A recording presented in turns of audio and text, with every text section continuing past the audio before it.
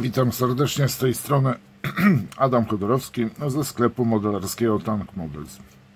Widzę, że przepraszam, widzę, że poradniki na temat kolorystyki farb znajdujących się w poszczególnych zestawach producentów farb akrylowych, no bo na razie są akrylowe farby głównie, bardzo Wam się podobają i padło kilka takich ciekawych pytań, czy zrobiłbym coś takiego jak właśnie techniki modelarskie. Posłuchajcie, ja jestem naprawdę, jeżeli chodzi o techniki modelarskie, bardzo słaby, cienki wręcz bym powiedział. Obserwuję właśnie, jak niektórzy modelarze wykonują swoje modele. Tam na tych modelach, które wystawiałem na Baba Rybie, można było niektóre efekty zobaczyć, z tym, że nie robię efektów takich przekolorowanych, tak, takich widocznych. A z racji tego, że wkrótce będę wykonywał modele samolotów, chciałbym się pobawić w tak zwany pre-shading i tutaj ćwiczę sobie po prostu, z racji tego, że jednym z nich będzie, posłuchajcie, PZL. Jeden będzie w 7.2, drugi będzie w 4.8 i tak sobie właśnie chcę zobaczyć, jak ten pre-shading tak naprawdę się robi. Mam już w sumie bardzo dobry aerograf, który pozwala mi cienkie linie malować. Oczywiście jeszcze do tego muszę podszkolić się w dobieraniu gęstości farb, nie ciśnienia, ciśnienie zostawiam, w gęstości farb, jak właśnie, żeby nie rozpylała się ta farba, ale też albo nie rozlewała. I ja w tej chwili używam, tak jak już wielokrotnie mówiłem, Evolution. Jest to Silverline Solo z dyszą 0,2. I powiem Wam, co muszę koniecznie następną rzeczą dokupić do Silverline'a. A mianowicie, że jest to aerograf, który można rozbudowywać o części z tych lepszych aerografów, jeszcze z górnej półki. To muszę sobie zmienić, posłuchajcie, osłonę iglicy dyszy.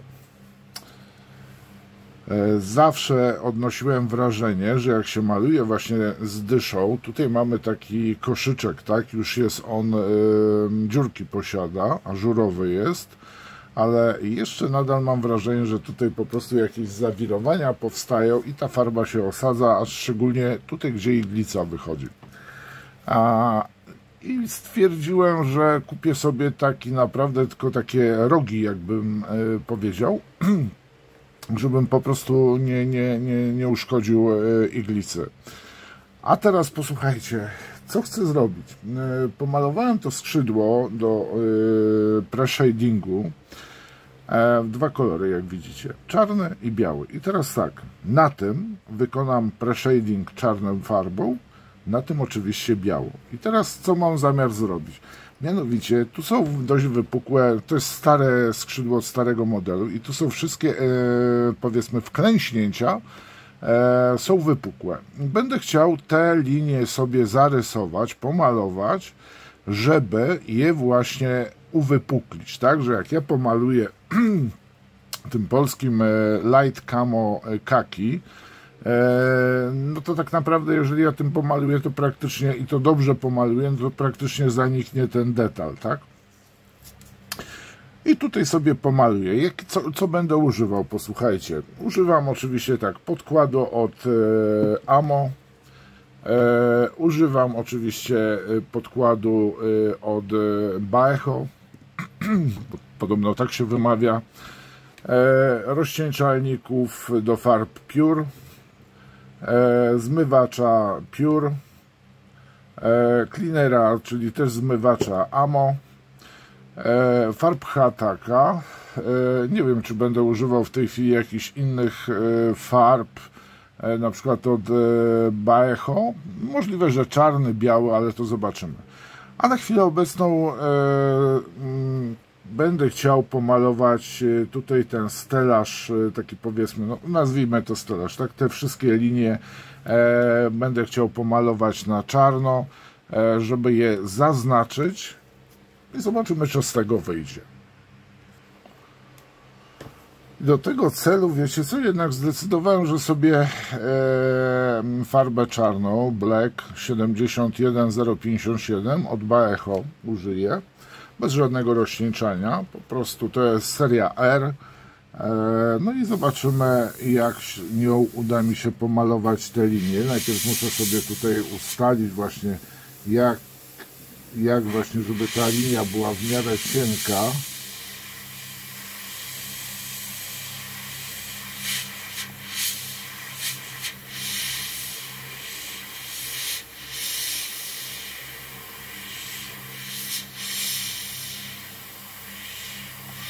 Skrzydło jest oczywiście w skali 1,72.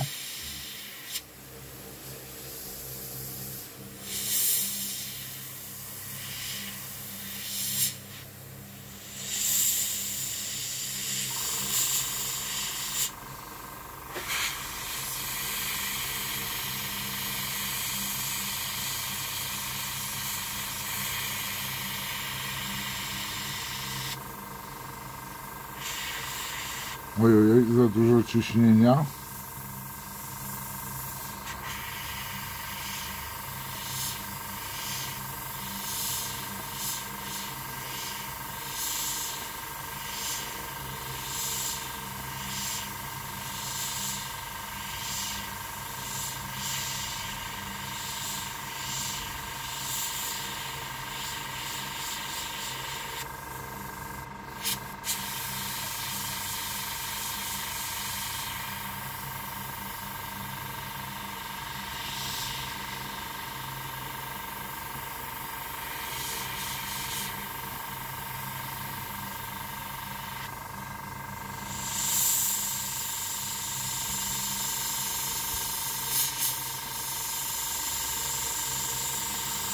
Mimo to powiem wam, że nie mam wprawy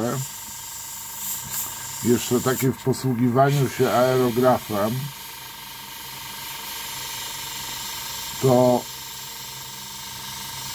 Silverline, powiem wam, zaskakuje mnie z dnia na dzień, ponieważ ja go coraz bardziej wyczuwam i wychodzi mi to niektóre rzeczy. Co prawda gdzieniegdzie walnę skóchę, tak jak na przykład tutaj troszeczkę dałem za dużo ciśnienia, znaczy za dużo powietrza i wyszła dość gruba krecha, a tym aerografem tak naprawdę tylko w powietrzu trzymając te rzeczy mam problem. Ewentualnie ja za szybko śpieszę się, tak? Możliwe, że tu chodzi o to, że po prostu ja to robię zbyt śpiesząc się. Dobrze, to na chwilę obecną jeszcze zobaczymy, co tu mamy, ale najpierw należy jeszcze teraz przejść do białego. No i zobaczymy, co wyjdzie nam z białym. Teraz jeszcze z tym prawym skrzydłem będę troszeczkę walczył, ponieważ będę chciał rozjaśnić te pola, które moim zdaniem są za bardzo zamalowane. I maluję to białą farbą akrylową od Baecho, przepraszam.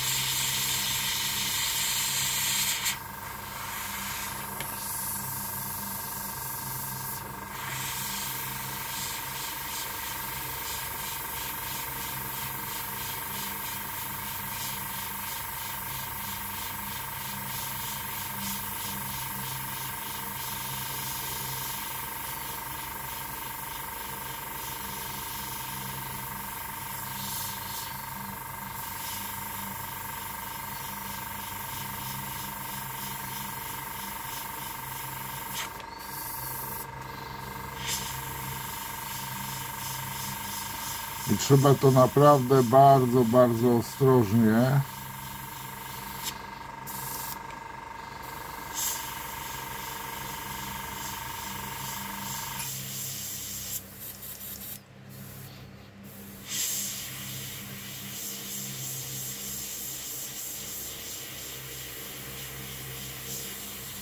A farba leci, tylko ja nie zauważyłem. Był tak cienki strumyczek. Oj, za duży strumyczek. Wiecie co, ja zauważyłem, że sobie mogę to poprawić. A mianowicie, póki farba jest świeża,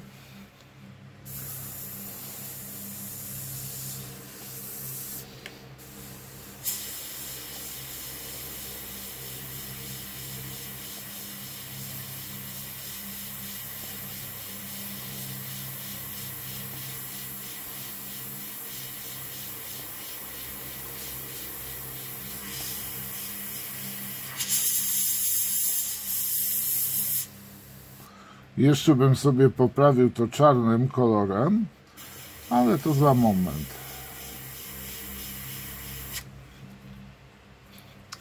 Myślę, że tu jeszcze jest zbyt gruba krecha.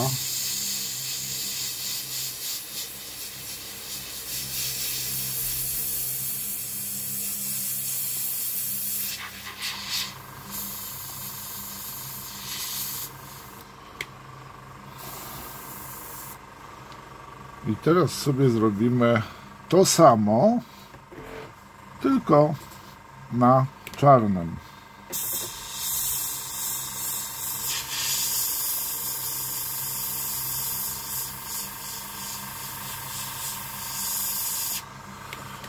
I zaraz pokażę Wam efekt.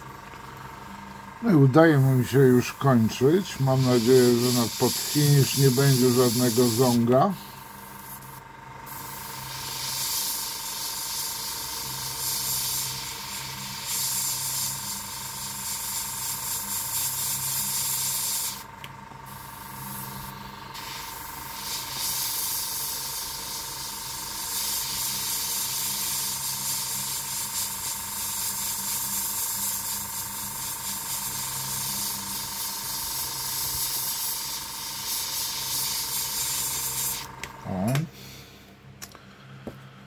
I teraz jeszcze krawędź.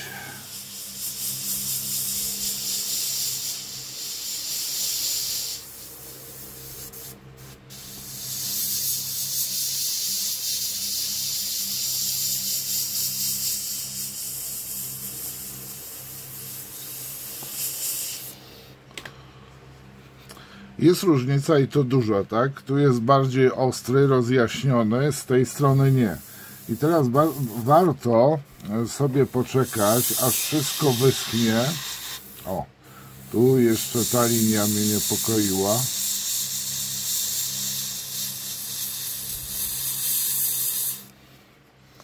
I oczywiście według własnego uznania tu można sobie te pola rozjaśniać, tak?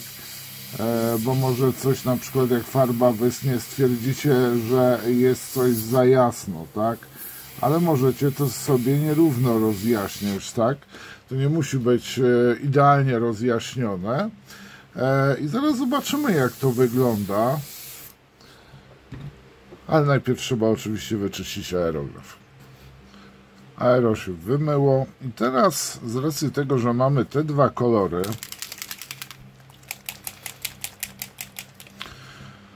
ten dark, czyli mamy tak, A010 Dark Polish Khaki i A01 Light Polish Khaki.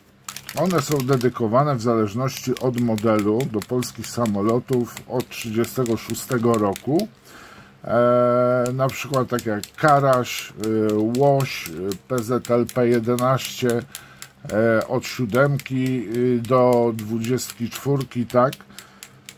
To widzę, że jeszcze trzeba trochę wymieszać. No i zobaczymy sobie, jakie one mają kolory, tak? Bo jak wszyscy wiemy, Hataka jest w miarę transparentną farbą i ta czerwona seria nadaje się do aerografów. Starałem się zrobić coś takiego jak pomalować pędzelkiem, ale niestety nie tego oczekiwałem. No i tu sobie pomaluję fragment.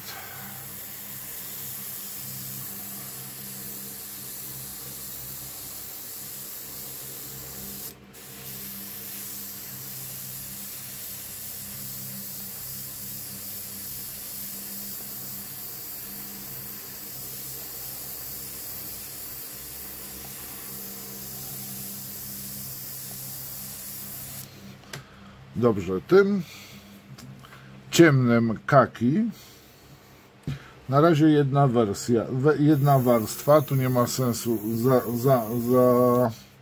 zamazywać tego.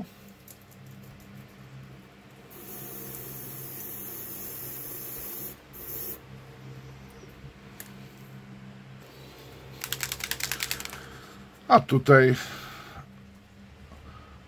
light polish kaki i troszeczkę więcej wleję, żeby najpierw przepłukać,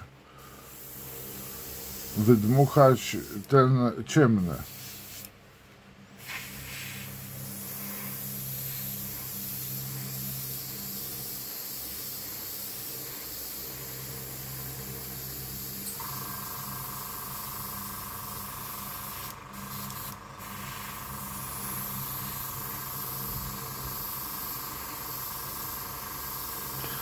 I to jest kolor, farba bez rozcieńczalnika.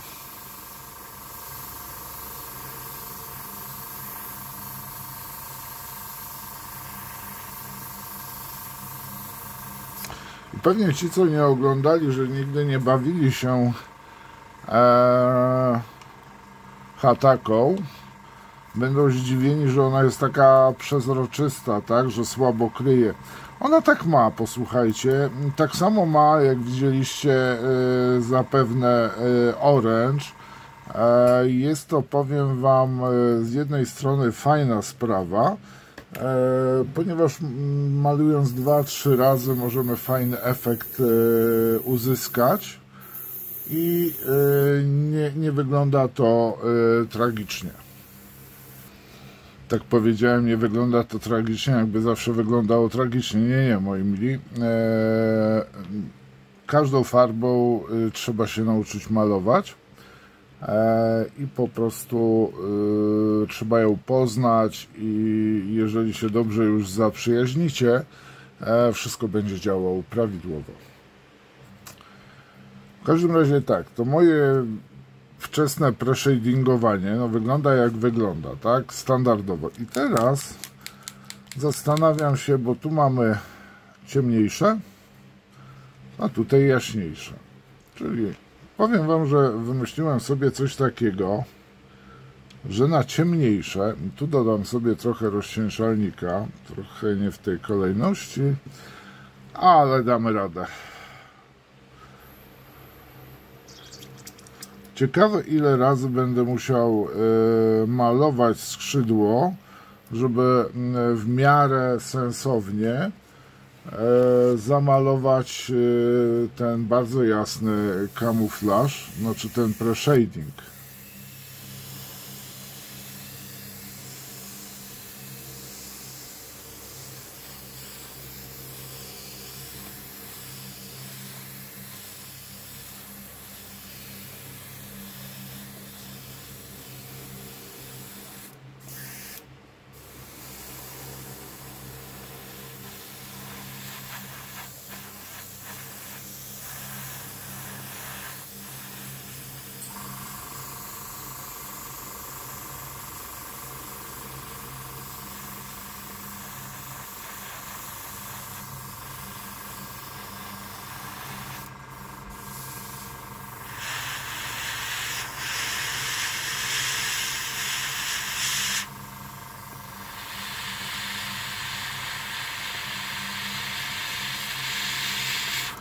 I tu, jak zauważycie, nadaję więcej farby w pewnych miejscach. Nie powtarzam się tam z tym ciągłym malowaniem. Na przykład tak jak na lotce.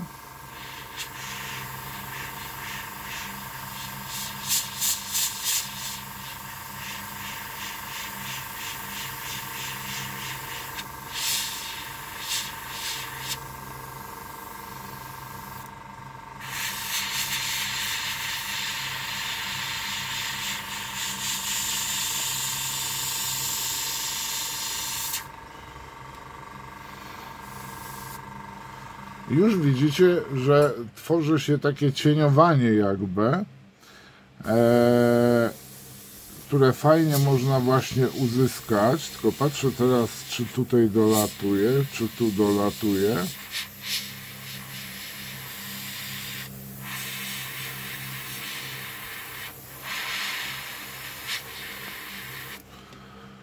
I to skrzydło zostawimy sobie, żeby wyschło i zobaczymy, co jeszcze można się, w jaki sposób z nim można się pobawić. Farba przygotowana, mówię o tej jasno-brązowej. I tu jest pół na pół, czyli jest Pure, rozcieńczalnik, Thinner Pure, no i Hataka Light Polish Kaki i to jest 50-50.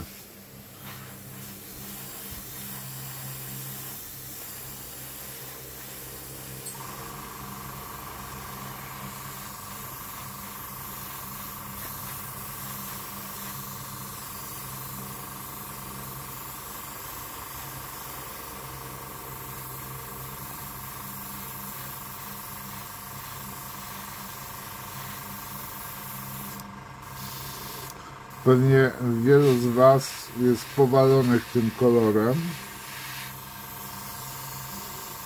ale to jest pierwsza warstwa. Widzicie, on prezentuje się tak. I wielu z Was robi: Jezus Maria, co to jest? Nie, spokojnie. I tak samo malujemy sobie krawędź, lotkę. Widzicie, po prawej stronie jest masakrycznie już praktycznie, można powiedzieć, skończone to malowanie, bo jak będziemy dalej malować,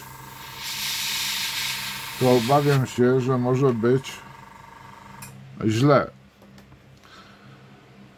To ja nie uważam jeszcze za skończone, ponieważ mam tą farbę. Mam jeszcze tą farbę, posłuchajcie, tą farbą można sobie rozjaśnić lub nie niektóre pola właśnie na tym modelu, dodać niektórym światła, niektóre będą przyciemnione i tak, żeby właśnie uwypuklić wzór tego skrzydła. Tak jak tutaj, z tym, że tu na chwilę obecną jest po prostu masakrycznie jasny, jakiś dziwny brązowy kolor, który sobie maluję na razie. I posłuchajcie, tu jest jedna ciekawa rzecz. Ja myślę, że na dzisiaj styknie. Tego koloru można użyć do tych skrzydeł. Jeżeli chcecie mieć model historyczny, nie wiem, darujcie sobie coś takiego, tak? Ale naprawdę można uzyskać bardzo fajne rzeczy. Tu można jeszcze uzyskać wash, zrobić. Są łosze brązowe i można fajnie, na przykład jeżeli będziecie IBG składali, ewentualnie na przykład Arma Hobby, no to w tym momencie może się okazać, że jak wyłoszujecie dodatkowo jeszcze, ale wcześniej rozjaśniając, to może wyjść naprawdę super efekt. Poczekajmy jeszcze chwilę, niech to wyschnie, to coś Wam pokażę. Skrzydła teoretycznie powinny być podsuszone. Tu, gdzie dawałem więcej farby, ta, widzę, farba troszeczkę się świeci. I nie mówię, żeby tego mat werniszu używać. Nie. Lakieru użyć warto, ale powiem Wam, że nawet do tych polskich samolotów jakiś półmat, coś takiego, ale co spojrzę na zdjęcia, to powiem Wam, że one na tych różnych paradach, defiladach, czy nawet jak lecą, dość mocno się świecą. Ten w Krakowie też. No, poczekajmy jeszcze, niech się skrzydełka podsuszą. Mam tutaj na gościnnych występach muchę. Coś jej chyba kolory farb zapachniały, albo inna chemia. I coś Wam pokażę teraz fajnego, nad czym też się zastanawiam, czy tego używać, czy też nie. Ale jak sobie na delikatnym, naprawdę na delikatnym ciśnieniu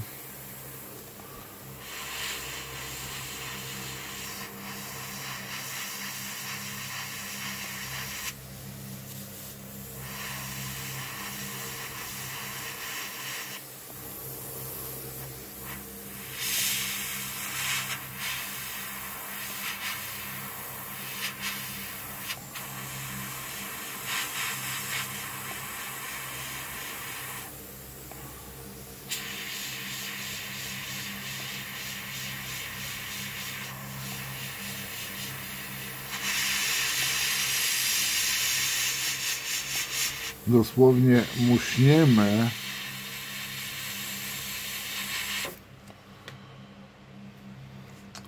to już rozjaśniliśmy to skrzydło.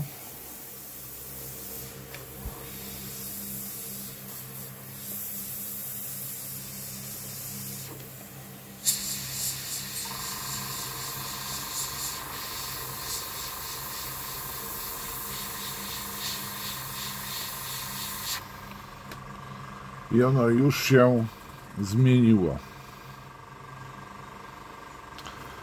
I to samo możemy zrobić na tym skrzydle, że sobie po prostu poszczególne te komórki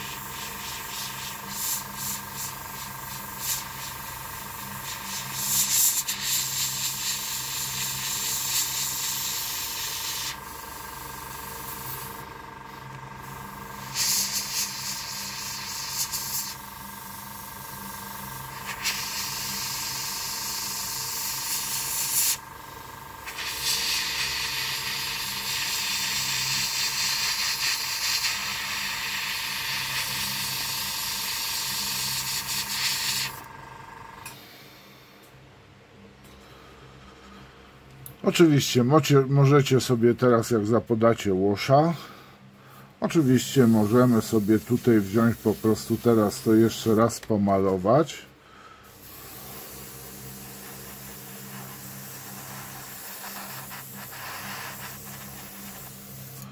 I uprawiać zabawę z łoszem. Trochę farby zostało.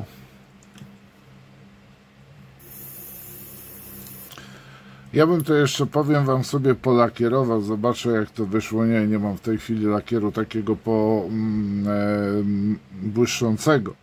Tu oczywiście, jeżeli byśmy sobie użyli łosza, to jest Game Color Wash od Baecho. Kolor brązowy. Zobaczymy, jak tutaj ten łoż sobie wchodzi. Nie wiem, czy go nie powinienem jeszcze bardziej rozrzedzić. Oj, i to mocno, powiem wam.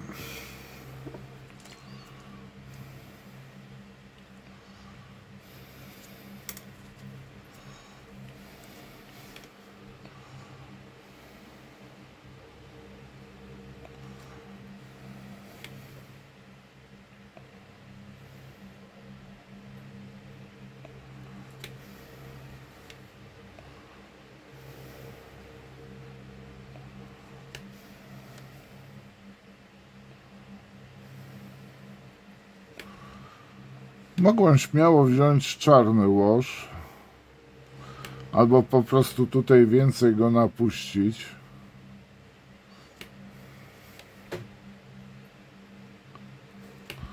A następnie sobie spokojnie go wytrzeć.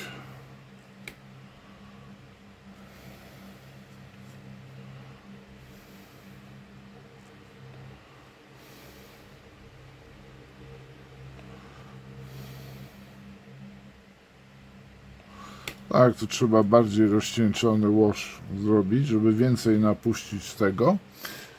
Powiem wam spokojnie sobie później, na przykład, właśnie, na przykład mamy thinner.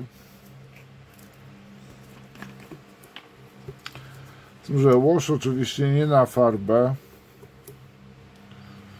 kładziemy, tylko na coś, co jest podkładowane i później sobie to delikatnie możemy, oczywiście nie tym wacikiem, zdjąć, tak? Tutaj akurat jest ta farba dość świeża i mogę po prostu farbę ściągnąć, ale po prostu sobie tak wycieramy, tu wpuszczamy sobie więcej łosza. Myślę, że w tym przypadku czarny łoż, tylko że po podkładzie, nie podkładzie, tylko satyną, lakierem bezbarwnym, błyszczącym, matowym polecieć i dopiero washa nakładać. Zapomniałem w tym kolejce. W każdym razie macie możliwość sobie cieniowania washu, znaczy tutaj takiego tego pre-shadingu. W dużej mierze on tutaj zaczął zanikać, bo ja myślę, że też przekombinowałem, ale posłuchajcie, macie podstawę, bawcie się, kombinujcie, na tym polega modelarstwo. Trzymajcie.